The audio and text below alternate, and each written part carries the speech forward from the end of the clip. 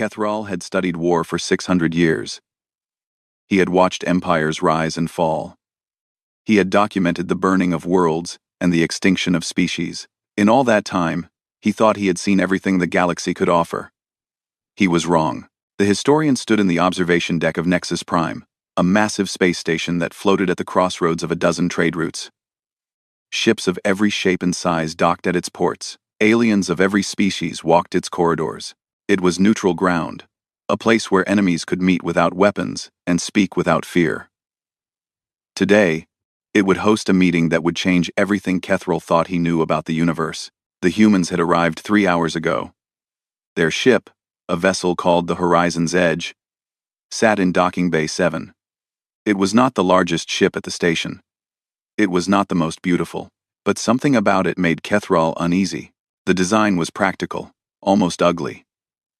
There were no decorations, no symbols of status, just armor plating and weapon ports. It was a ship built for one purpose, and that purpose was not diplomacy. Kethral made his way to the diplomatic chamber.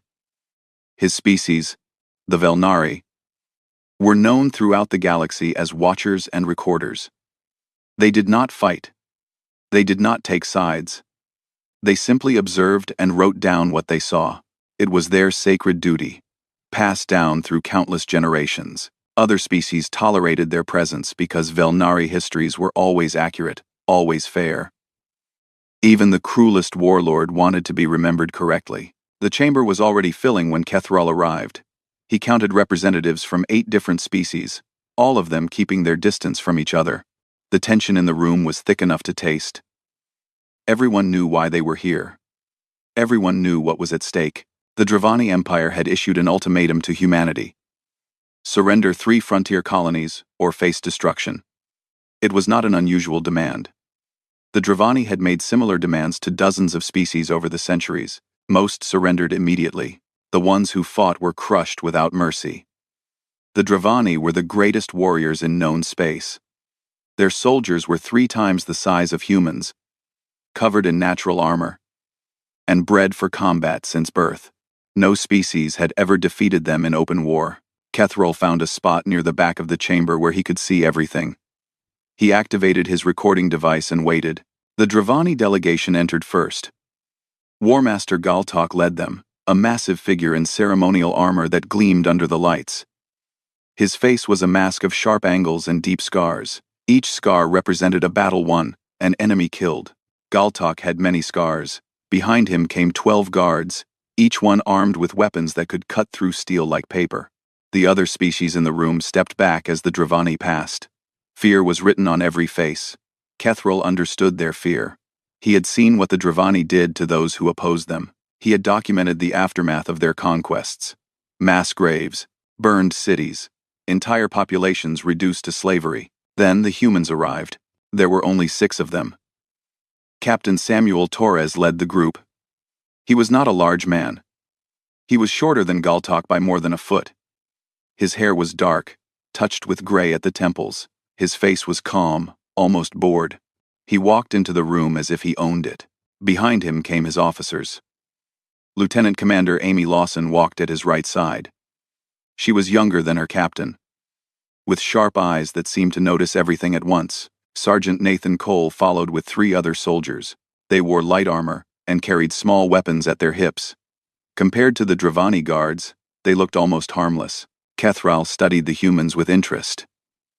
He had read about them, of course. Every historian knew the stories. Humans came from a world called Earth, a planet so dangerous that most species classified it as a death world. The gravity was crushing. The atmosphere was filled with poison. The native life forms were designed to kill, yet somehow, humans had not only survived on this nightmare world, they had thrived. They had spread across the stars. The stories said humans were dangerous. Looking at them now, Kethral found that hard to believe. They seemed so small, so fragile. War Master Galtok clearly agreed. He looked at Captain Torres with open contempt. When he spoke, his voice echoed through the chamber like thunder. "You are the leader of these creatures?" Galtok asked. Torres nodded. "I am. And you must be War Master Galtok." I've heard stories about you. Then you know what I am capable of. I know what you think you're capable of, Torres replied. His voice was quiet, steady. He might have been discussing the weather. There's a difference. A ripple of shock passed through the chamber. No one spoke to a Dravani war master that way. Kethral leaned forward, suddenly very interested. Galtok's eyes narrowed. You will surrender your colonies. You will pay tribute to the Empire. You will kneel before Dravani might, as all species must. This is not a negotiation. This is a fact. Torres tilted his head slightly. And if we refuse? Then we will burn your worlds. We will kill your soldiers. We will enslave your children. This is also a fact. The chamber fell silent. Every eye was on Torres. Kethral watched the human's face, looking for fear. He saw none. Instead, he saw something that confused him. The human captain was smiling. It was a small smile, barely visible, but it was there. I appreciate the offer, Torres said, but I'm going to have to decline. Galtok stared at him for a long moment. Then he made a gesture with one hand. His guards began moving forward, spreading out to surround the human delegation. Then, you leave me no choice. You will come with us as prisoners. Your government will pay for your release with the colonies we demanded, plus additional concessions. Resist, and you will die here. The other species in the room scattered, pressing themselves against the walls. Kethral stayed where he was, his recording device capturing everything. His heart was pounding. He was about to witness humans die. Torres looked at the approaching guards. He looked at Galtok. Then he turned to Sergeant Cole and nodded once. Cole smiled. It was not a pleasant smile. It was the smile of something hungry waking up. Finally, Cole said, and then the humans moved.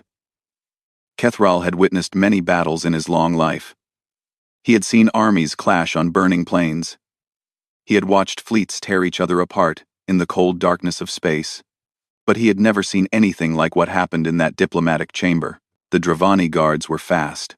They were trained from childhood to kill. Their weapons could cut through armor like it was cloth.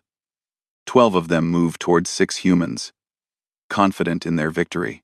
8 seconds later, it was over. Kethral's recording device captured everything. But his mind struggled to understand what his eyes were seeing. The humans did not fight like any species he had ever studied. They did not stand their ground and trade blows. They did not try to overpower their larger opponents with strength. Instead, they flowed around the Dravani like water around stones. Sergeant Cole was the first to move. He stepped inside the reach of the nearest guard before the Dravani could swing his weapon. His hands found soft spots in the alien's armor. Places where joints met. There was a crack, then a scream, then the guard was falling. Cole was already moving to the next target. The other humans spread out in perfect coordination. They never got in each other's way. They never struck at the same target. It was like watching a single creature with 12 arms, each one knowing exactly where the others would be. One of the Dravani guards managed to fire his weapon. The energy beam cut through empty air. The human he had aimed at was no longer there. She had dropped to the floor and rolled. Coming up behind him, her elbow found the back of his knee. Her fist found his throat. He went down choking. Lieutenant Commander Amy Lawson walked calmly through the chaos. She did not run. She did not shout. When War Master Galtok reached for her, she took his arm and twisted. The sound of breaking bone echoed through the silent chamber. Galtok, the most feared warrior in the Dravani Empire, fell to his knees with a cry of pain. Lawson held him there, one hand on his broken arm, the other pressing against a nerve cluster in his neck. Her face showed no emotion at all. Captain Torres had not moved from his spot. He stood with his hands clasped behind his back, watching the fight with mild interest. When it was over, he picked up his drink from the table beside him and took a small sip. I believe that concludes today's negotiations, he said. Kethral realized he had stopped breathing. He forced air into his lungs and looked around the chamber. The other species were pressed against the walls, their faces showing pure terror. They looked at the humans the way prey animals look at predators. The Dravani guards lay on the floor. Some were unconscious. Some were groaning in pain. A few were trying to crawl away. None of them were dead. Kethral noted this with surprise. The humans could have killed every one of them.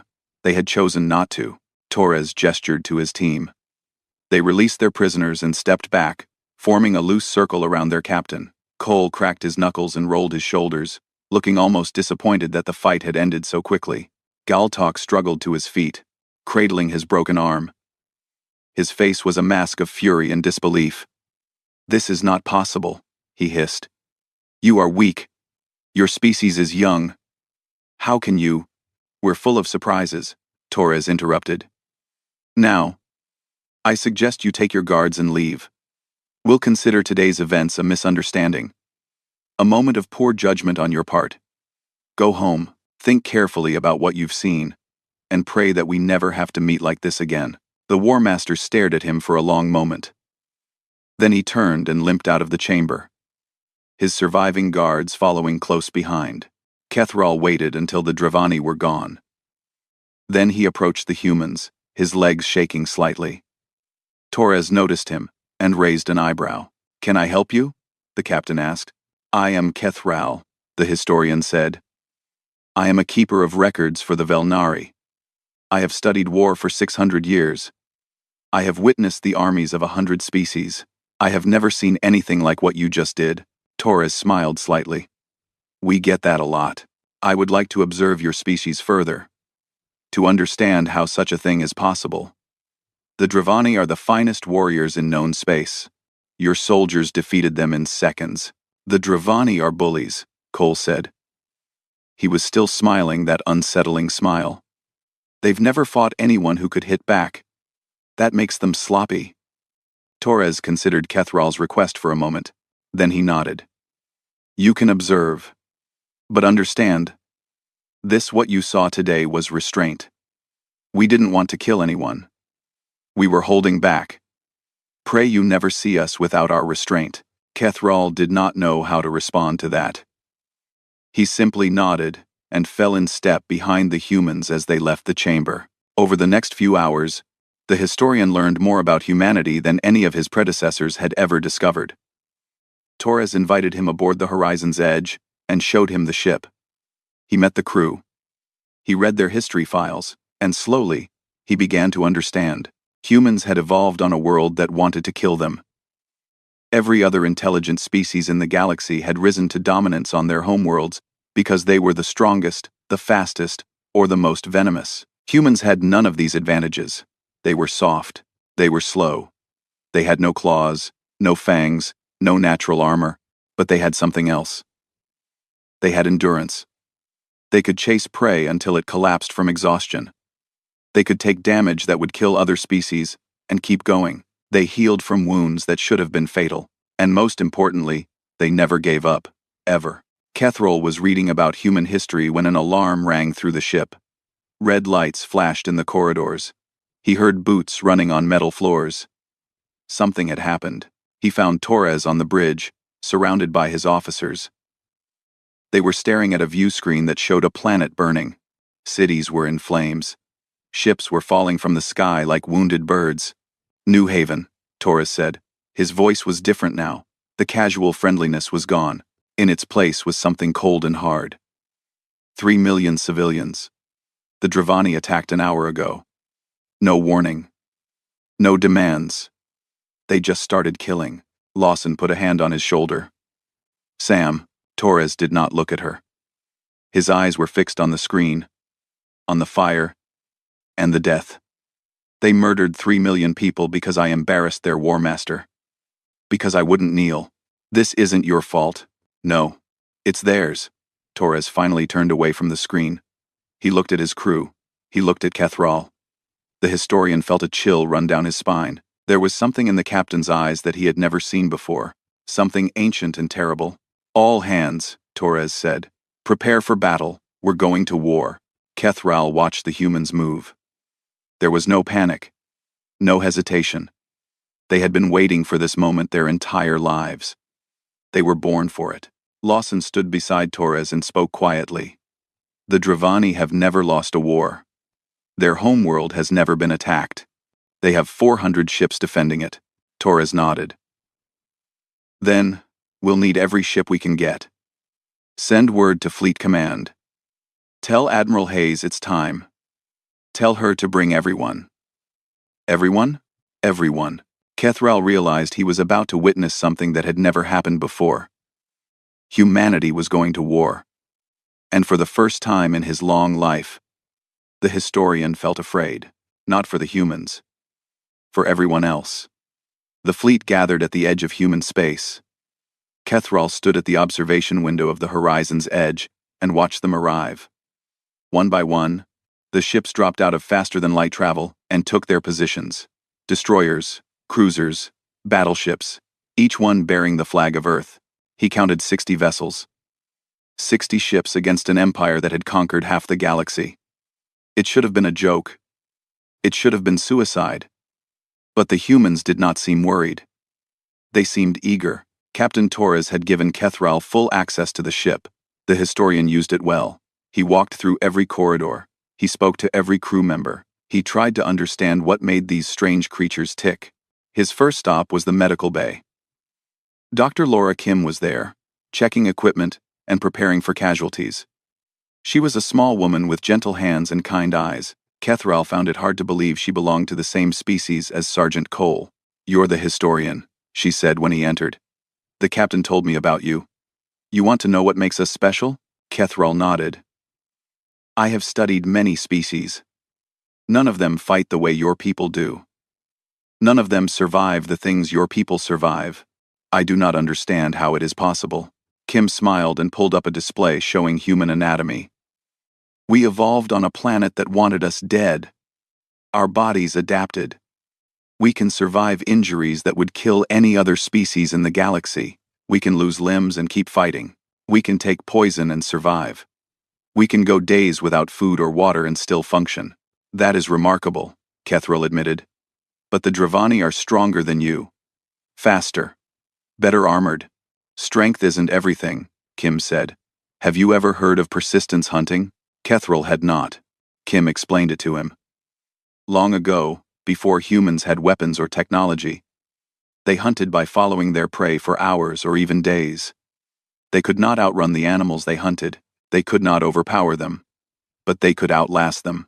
They would follow, always following, never stopping, until their prey collapsed from exhaustion. Then they would move in for the kill. "That's what we are," Kim said. "We're the species that doesn't stop. Ever. The Dravani might be stronger than us. They might win the first fight. But we'll come back. We'll come back again and again until they break. Because we don't know how to give up. It's not in our nature." Kethral left the medical bay with much to think about. He made his way to the engineering section, where Chief Engineer Derek Santos was working on the ship's power systems. Santos was a large man with thick arms and grease on his face. He looked up when Kethral entered. "You're the alien who's been asking questions," Santos said. "Come to see the engines? If you would permit it." Santos laughed. "Sure. Just don't touch anything." He showed Kethral the reactor that powered the ship. The historian's eyes went wide. According to his knowledge, this type of reactor was considered unstable by most species. The radiation levels alone should have been fatal. "How do you survive?" Kethral asked. "Humans are tough," Santos said. "Radiation that would kill your species just gives us a headache. We build our ships to take advantage of that. More power, more speed, more firepower. The other species look at our designs and think we're crazy. But we're not crazy. We're just willing to risk more than they are. And if something goes wrong," Santos shrugged, "then we fix it. Or we die trying. Either way, the ship keeps flying." Kethral moved on to the weapons bay, where Lieutenant Kevin Park was running diagnostics on the ship's guns. Park was young, barely more than a child by Velnari standards, but his hands moved over the controls with the confidence of a master. "I hear the Dravani have 400 ships waiting for us," Park said. "Good. More targets. You are not afraid?" "I'm terrified," Park admitted. "But that doesn't change anything. Fear is just a feeling. It doesn't control me. I control it." Kethral did not understand. In his experience, fear was the most powerful force in the universe. It had shaped the behavior of every species he had ever studied. Only humans seemed immune to it. That evening, Captain Torres called a meeting. The entire crew gathered in the main hall to watch a holographic broadcast from Fleet Admiral Christine Hayes. She was an older woman, with white hair and hard eyes. She had been fighting wars since before most of her officers were born. "I'll keep this brief," Admiral Hayes said. "The Dravani murdered 3 million of our people. They thought it would break us. They were wrong. They have never been more wrong about anything in their history. In 12 hours, we will attack their homeworld. We will break through their defenses. We will land troops on their surface. And we will make them understand that humanity is not prey. We are the predators. We always have been." The crew listened in silence. When the Admiral finished speaking, they began to prepare for battle. Kethral watched them work. Fascinated by their rituals, some of them played music. Strange, loud music that made Kethral's ears hurt. They said it helped them focus. Others wrote letters to loved ones. They sealed the letters and gave them to friends with instructions to deliver them, just in case. Kethral realized these were farewell messages. The humans knew they might die tomorrow. They accepted it. Sergeant Cole cleaned his weapons. His hands moved automatically, performing tasks they had performed 1,000 times before. When he noticed Kethral watching, he gestured for the historian to sit beside him. "You're wondering why we do this," Cole said. "Why we fight when we know we might lose. Yes. The odds are not in your favor. A logical species would surrender, or run." Cole shook his head. "Humans aren't logical. We're stubborn. And we believe in things." "What things?" "That some things are worth dying for. That running away isn't really living. That when someone hurts the people you love, you make them pay for it." Cole finished cleaning his rifle and looked at Kethral. "The Dravani killed 3 million people, children, families. They thought we would be too afraid to fight back. They don't understand us at all. What will you do to them?" Cole smiled his unsettling smile. "Whatever we have to." The next morning, the fleet moved out. 60 ships in perfect formation, heading toward the heart of enemy territory. Kethral stood on the bridge with Captain Torres and his officers. The view screen showed the stars stretching past as they traveled faster than light. Then the ship dropped out of faster than light travel, and the stars became still. Ahead of them, filling half the view screen, was the Dravani homeworld, and between them and the planet were 400 enemy ships. Kethral felt his heart stop. The enemy fleet was enormous. It stretched across space like a wall of metal and fire. Any sane species would have turned and run. The humans did not even slow down. "All ships," Torres said. "Attack formation. No quarter given. No mercy shown." He paused. "Today, we remind the galaxy why they used to be afraid of the dark, because humans were in it." The fleet surged forward. Kethral gripped the railing and watched as 60 ships charged toward 400. The Battle of Drevkar Prime had begun. The first Dravani ship exploded 3 seconds after the battle began. Kethral watched it happen on the view screen. A blossom of fire blooming in the darkness of space. Human weapons were not supposed to be this accurate. Human ships were not supposed to be this fast. But the humans did not seem to care what they were supposed to do. The horizon's edge shook as enemy fire struck its shields. Warning lights flashed across the bridge. Officers shouted coordinates and damage reports. In the center of it all, Captain Torres stood like a statue, his eyes fixed on the battle unfolding before him. "Status report," he said calmly. Lieutenant Commander Amy Lawson checked her console. "Shields at 80%. 3 enemy ships destroyed. 2 of ours are damaged but still fighting. Tell them to stay in formation. We need to punch through the center of their line." Kethral could not believe what he was seeing. The humans were outnumbered almost 7-1. They should have been destroyed in the first minute of fighting. Instead, they were winning. Their ships moved through the enemy fleet like wolves through a herd of prey, striking fast and moving on before the Dravani could respond. The Dravani fought back with everything they had. Their weapons were powerful enough to crack planets. Their ships were massive, each one carrying enough firepower to destroy a small fleet. But they were slow. They were predictable. And they had never faced an enemy that refused to die. A Dravani beam weapon struck the horizon's edge directly. The ship shuddered. Metal screamed. On the damage display, an entire section of the hull turned red. "Engineering is hit," someone shouted. "We're losing power."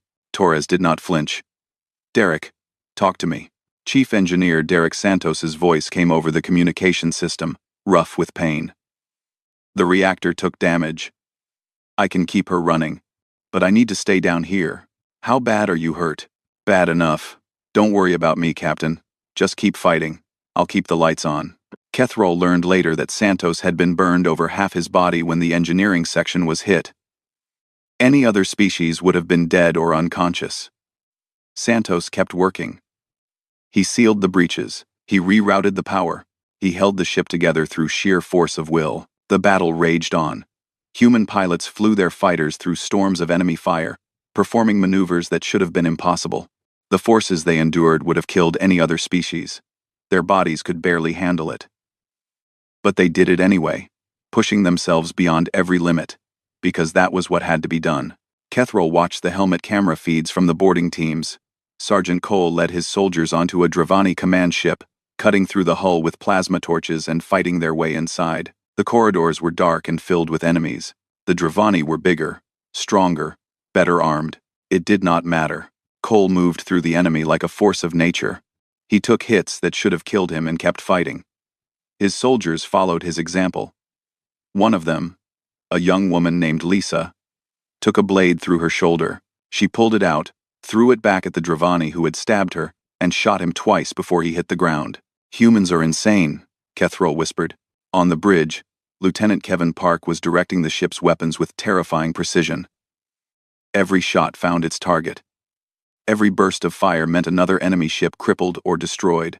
His face was pale and sweating, but his hands were steady. "I need more power to the forward batteries," he said. "You'll get it," Torres replied. "Derek? Already on it," Santos's voice crackled. "Diverting power now.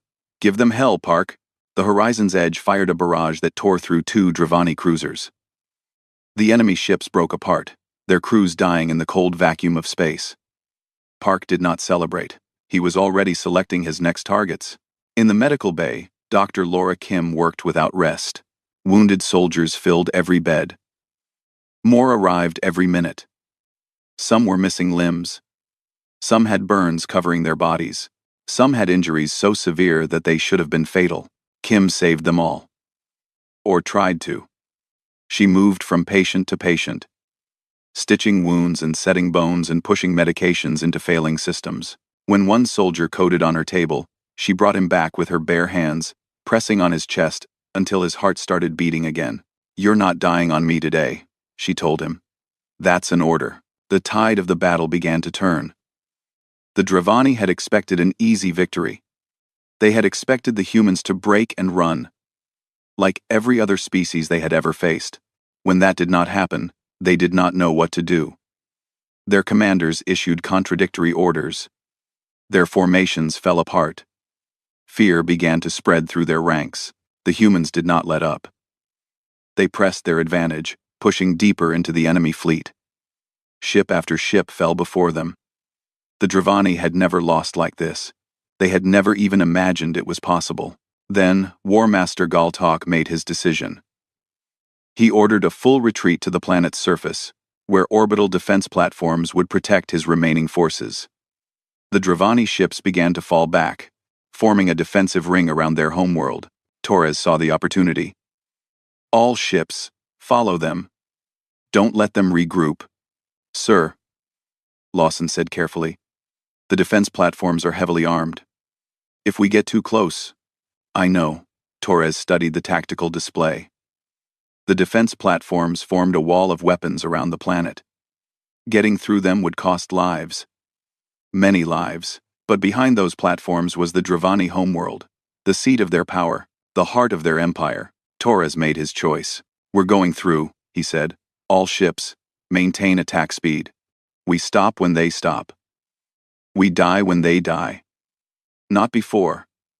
The fleet surged forward. The defense platforms opened fire. Space became a storm of light and death. The horizon's edge took hit after hit. Sections of the ship went dark. Fires broke out in the lower decks. The hull groaned like a wounded animal. But the ship kept flying. The crew kept fighting. Torres watched as 2 human ships exploded under the weight of enemy fire. Then 3 more. The cost was terrible. But the fleet was making progress. They were breaking through. "I need more speed," Torres said. "The engines are at maximum," Santos reported. "Then find something. We're almost through." There was a long pause. Then Santos laughed, a broken sound that dissolved into coughing. "All right, Captain. I'll give you everything I've got. Just promise me one thing. Name it. Make them pay." "I will." The horizon's edge surged forward, faster than it had any right to go. Torres aimed the ship directly at the largest defense platform in their path. The platform's weapons tore into the hull. Systems failed. Lights went out. The bridge shook so hard that Kethril was thrown from his feet, but the ship did not stop. It hit the platform at full speed, tearing through metal and machinery, creating a gap in the enemy's defenses. Through that gap, the surviving human ships poured toward the planet below. Kethril pulled himself up and looked at Torres. The captain was bleeding from a cut on his forehead. His uniform was torn, but he was still standing, still giving orders. "All ships," Torres said, his voice steady despite everything. "Begin the landing. We're taking the fight to the surface." He turned to look at Kethril. His eyes were hard as stone. "You wanted to see humans at war, historian. Now you have. I hope you're taking good notes." Kethril was. He was writing down everything. And he knew that what he was witnessing would change the galaxy forever. The dropships fell from the sky like rain. Kethril was inside one of them, strapped into a seat between 2 human soldiers. The ship shook as it entered the atmosphere of the Dravani homeworld. Through the small window, he could see fire streaming past the hull. Around him, the humans were calm. Some checked their weapons. Others closed their eyes and breathed slowly.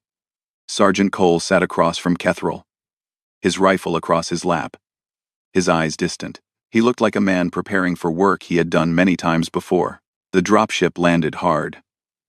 The doors opened. Kethril followed the soldiers out into a world at war.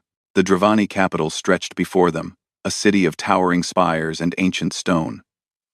Smoke rose from a dozen places where human weapons had already struck. In the distance, Kethril could hear the sounds of battle, explosions and screaming, and the crack of weapons fire. He expected the humans to burn everything. After what the Dravani had done to New Haven, no one would have blamed them. 3 million dead, children among them. It would have been justice. It would have been revenge. But the humans did not burn the city. They moved through it with purpose, heading toward military targets and command centers. When they passed civilian buildings, they left them standing. When they encountered Dravani, who were not soldiers, they let them go. Kethril walked beside Cole as the squad advanced through the streets. "I do not understand," he said. "Your people have every reason to destroy this place. Why show mercy?" Cole did not slow down. His eyes scanned the buildings around them, watching for threats. "Because we're not them. They killed your people, innocent people." "Yes. And it made us angry. It made us want revenge. But we don't let anger control us. We control it." Cole paused at a corner, checking for enemies before waving his squad forward. "The Dravani think strength means being cruel. They're wrong. Strength means being able to be cruel and choosing not to." They fought their way through the city for hours. The Dravani defenders were fierce, but they were fighting for survival now, not conquest. Their formations broke. Their morale crumbled. Every time they thought they had stopped the human advance, the humans found another way through. In the medical stations that followed the troops, human doctors treated wounded Dravani alongside wounded humans. Kethril watched a human medic save the life of a Dravani soldier who had been trying to kill him 10 minutes earlier. "Why?" the Dravani asked, confused and afraid. "Because you needed help," the medic said simply. "That's reason enough." As night fell, the humans reached the central command bunker. It was buried beneath a mountain of stone and steel, protected by the last of the Dravani elite guards. Captain Torres had arrived with reinforcements, his face still bloody, his body still battered from the battle in space. Cole's squad led the assault.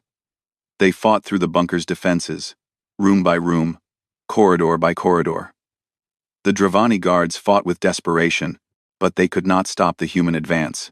Nothing could. Finally, they reached the command center. Inside, surrounded by the wreckage of his empire, sat War Master Galtok. He looked different than he had in the diplomatic chamber. Smaller somehow. The arrogance was gone from his face, replaced by something Kethrul had never expected to see on a Dravani: fear. Torres walked into the room alone. His weapons were holstered. His hands were empty. He stood before Galtok and waited. "You could have burned this world," Galtok said. His voice was hollow.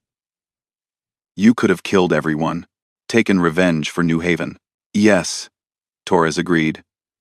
"We could have. Why didn't you?" Torres was quiet for a long moment.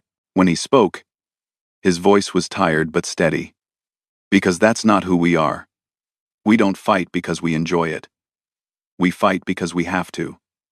And when the fighting's done, we stop. We rebuild. We move forward." Galtok shook his head. "I don't understand. Your people are dead because of me. Because of my orders. And you show mercy?" "Mercy isn't weakness," Torres said. "It's the hardest kind of strength there is. It would be easy to kill you. It would be easy to burn your cities and salt your fields. But easy isn't the same as right. We came here to end a war, not to commit genocide." He stepped closer to the fallen War Master. "Your empire is over. Your fleet is destroyed. Your armies are broken. But your people will survive. We'll help you rebuild. Under new terms, peace, justice, no more conquests, no more slaves. You'll have to learn to live like everyone else. And if we refuse?" Torres's eyes hardened. "Then we'll come back. And next time, we won't be so gentle. But I don't think that will happen. I think you've learned your lesson. I think you finally understand what humans are." Galtok looked at him for a long time. Then, slowly, he bowed his head. "I surrender," he said.